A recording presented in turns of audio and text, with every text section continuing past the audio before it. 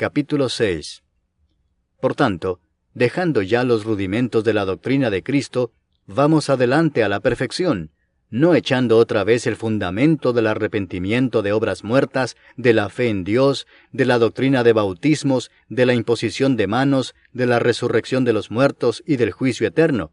Y esto haremos si Dios en verdad lo permite. Porque es imposible que los que una vez fueron iluminados y gustaron del don celestial y fueron hechos partícipes del Espíritu Santo, y asimismo gustaron de la buena palabra de Dios y los poderes del siglo venidero, y recayeron, sean otra vez renovados para arrepentimiento, crucificando de nuevo para sí mismos al Hijo de Dios y exponiéndole a vituperio. Porque la tierra que bebe la lluvia que muchas veces cae sobre ella y produce hierba provechosa a aquellos por los cuales es labrada, recibe bendición de Dios. Pero la que produce espinos y abrojos es reprobada, está próxima a ser maldecida, y su fin es el ser quemada. Pero en cuanto a vosotros, oh amados, estamos persuadidos de cosas mejores y que pertenecen a la salvación, aunque hablamos así. Porque Dios no es injusto para olvidar vuestra obra y el trabajo de amor que habéis mostrado hacia su nombre, habiendo servido a los santos y sirviéndoles aún. Pero deseamos que cada uno de vosotros muestre la misma solicitud hasta el fin, para plena certeza de la esperanza, a fin de que no os hagáis perezosos, sino imitadores de aquellos que por la fe y la paciencia heredan las promesas. Porque cuando Dios hizo la promesa a Abraham, no pudiendo jurar por otro mayor, juró por sí mismo, diciendo, «De cierto te bendeciré con abundancia, y te multiplicaré grandemente». Y habiendo esperado con paciencia, alcanzó la promesa. Porque los hombres ciertamente juran por uno mayor que ellos, y para ellos el fin de toda controversia es el juramento para confirmación. Por lo cual, queriendo Dios mostrar más abundantemente a los herederos de la promesa la inmutabilidad de su consejo, interpuso juramento, para que por dos cosas inmutables, en las cuales es imposible que Dios mienta, tengamos un fortísimo consuelo los que hemos acudido para asirnos de la esperanza puesta delante de nosotros, la cual tenemos como segura y firme ancla del alma, y que penetra hasta dentro del velo, donde Jesús entró por nosotros como precursor, hecho sumo sacerdote para siempre, según el orden de Melquisedec. Capítulo 7. Porque este Melquisedec, rey de Salem, sacerdote del Dios Altísimo, que salió a recibir a Abraham que volvía de la derrota de los reyes, y le bendijo, a quien asimismo dio a Abraham los diezmos de todo, cuyo nombre significa primeramente Rey de Justicia, y también Rey de Salem, esto es, Rey de Paz, sin padre, sin madre, sin genealogía, que ni tiene principio de días, ni fin de vida, sino hecho semejante al Hijo de Dios, permanece sacerdote para siempre. Considerad, pues, cuán grande era éste, a quien aún Abraham el patriarca dio diezmos del botín. Ciertamente los que de entre los hijos de Leví reciben el sacerdocio, tienen mandamiento de tomar del pueblo los diezmos según la ley, es decir, de sus hermanos, aunque éstos también hayan salido de los lomos de Abraham. Pero aquel cuya genealogía no es contada de entre ellos, tomó de Abraham los diezmos y bendijo al que tenía las promesas. Y sin discusión alguna, el menor es bendecido por el mayor. Y aquí ciertamente reciben los diezmos hombres mortales, pero allí uno de quien se da testimonio de que vive.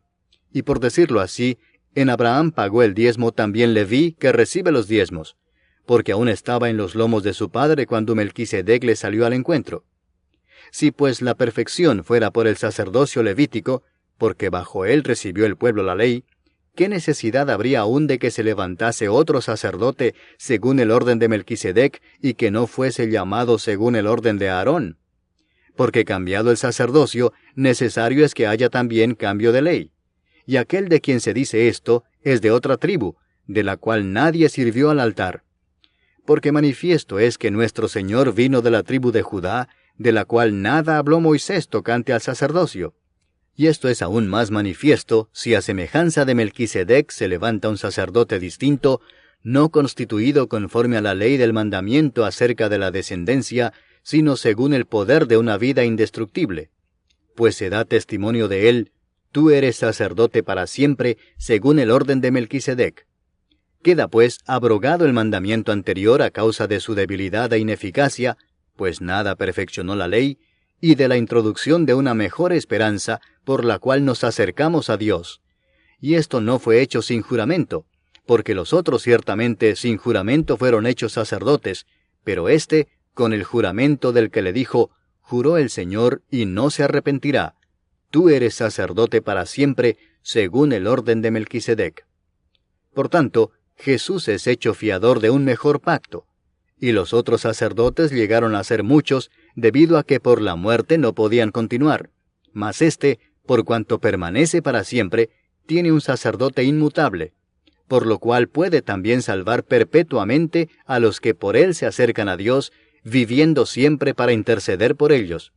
Porque tal sumo sacerdote nos convenía, santo, inocente, sin mancha, apartado de los pecadores, y hecho más sublime que los cielos, que no tiene necesidad cada día, como aquellos sumos sacerdotes, de ofrecer primero sacrificio por sus propios pecados, y luego por los del pueblo, porque esto lo hizo una vez para siempre, ofreciéndose a sí mismo. Porque la ley constituye sumos sacerdotes a débiles hombres, pero la palabra del juramento, posterior a la ley, al Hijo, hecho perfecto para siempre. Capítulo 8.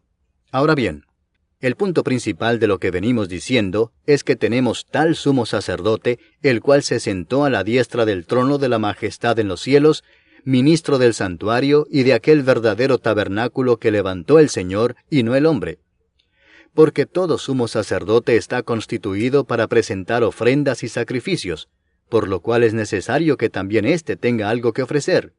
Así que, si estuviese sobre la tierra, ni siquiera sería sacerdote, habiendo aún sacerdotes que presentan las ofrendas según la ley, los cuales sirven a lo que es figura y sombra de las cosas celestiales, como se le advirtió a Moisés cuando iba a erigir el tabernáculo, diciéndole, «Mira, haz todas las cosas conforme al modelo que se te ha mostrado en el monte». Pero ahora, tanto mejor ministerio es el suyo, cuanto es mediador de un mejor pacto establecido sobre mejores promesas. Porque si aquel primero hubiera sido sin defecto, ciertamente no se hubiera procurado lugar para el segundo. Porque reprendiéndolos dice, «He aquí vienen días, dice el Señor, en que estableceré con la casa de Israel y la casa de Judá un nuevo pacto, no como el pacto que hice con sus padres el día que los tomé de la mano para sacarlos de la tierra de Egipto. Porque ellos no permanecieron en mi pacto, y yo me desentendí de ellos, dice el Señor. Por lo cual, este es el pacto que haré con la casa de Israel después de aquellos días, dice el Señor. Pondré mis leyes en la mente de ellos, y sobre su corazón las escribiré, y seré a ellos por Dios, y ellos me serán a mí por pueblo. Y ninguno enseñará a su prójimo, ni ninguno a su hermano, diciendo, «Conoce al Señor», porque todos me conocerán, desde el menor hasta el mayor de ellos, porque seré propicio a sus injusticias, y nunca más me acordaré de sus pecados y de sus iniquidades. Al decir nuevo pacto, ha dado por viejo al primero, y lo que se da por viejo y se envejece, está próximo a desaparecer. Capítulo 9. Ahora bien, aún el primer pacto tenía ordenanzas de culto y un santuario terrenal, porque el tabernáculo estaba dispuesto así. En la primera parte, llamada el lugar santo, estaban el candelabro, la mesa y los panes de la proposición. Tras el segundo velo estaba la parte del tabernáculo llamada el lugar santísimo, el cual tenía un incensario de oro y el arca del pacto cubierta de oro por todas partes, en la que estaba una urna de oro que contenía el maná, la vara de Aarón que reverdeció y las tablas del pacto, y sobre ella los querubines de gloria que cubrían el propiciatorio, de las cuales cosas no se puede ahora hablar en detalle. Y así dispuestas estas cosas, en la primera parte del tabernáculo entran los sacerdotes continuamente para cumplir los oficios del culto. Pero en la segunda parte, solo el sumo sacerdote una vez al año, no sin sangre, la cual ofrece por sí mismo y por los pecados de ignorancia del pueblo, dando el Espíritu Santo a entender con esto que aún no se había manifestado el camino al lugar santísimo, entre tanto que la primera parte del tabernáculo estuviese en pie, lo cual es símbolo para el tiempo presente, según el cual se presentan ofrendas y sacrificios que no pueden hacer perfecto en cuanto a la conciencia al que practica ese culto, ya que consiste solo de comidas y bebidas, de diversas abluciones y ordenanzas acerca de la carne, impuestas hasta el tiempo de reformar las cosas. Pero estando ya presente Cristo, sumo sacerdote de los bienes venideros, por el más amplio y más perfecto tabernáculo, no hecho de manos, es decir, no de esta creación, y no por sangre de machos cabríos, ni de becerros, sino por su propia sangre, entró una vez para siempre en el lugar santísimo, habiendo obtenido eterna redención.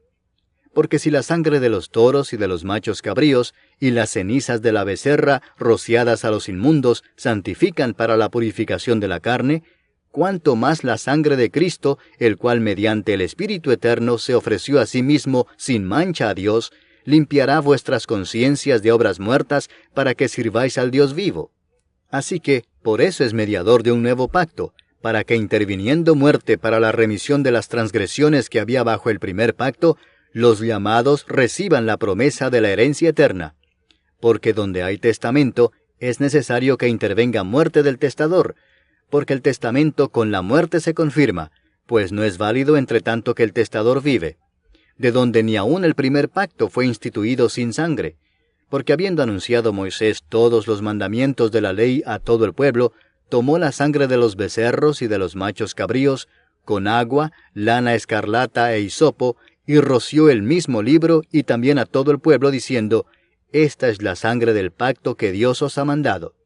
Y además de esto, roció también con la sangre el tabernáculo y todos los vasos del ministerio.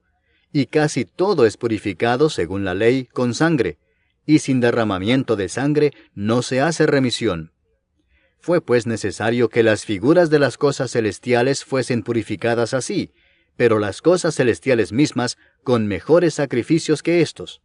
Porque no entró Cristo en el santuario hecho de mano, figura del verdadero, sino en el cielo mismo para presentarse ahora por nosotros ante Dios, y no para ofrecerse muchas veces, como entra el sumo sacerdote en el lugar santísimo cada año con sangre ajena. De otra manera le hubiera sido necesario padecer muchas veces desde el principio del mundo, pero ahora, en la consumación de los siglos, se presentó una vez para siempre por el sacrificio de sí mismo, para quitar de en medio el pecado. Y de la manera que está establecido para los hombres que mueran una sola vez, y después de esto el juicio, así también Cristo fue ofrecido una sola vez para llevar los pecados de muchos, y aparecerá por segunda vez sin relación con el pecado, para salvar a los que le esperan.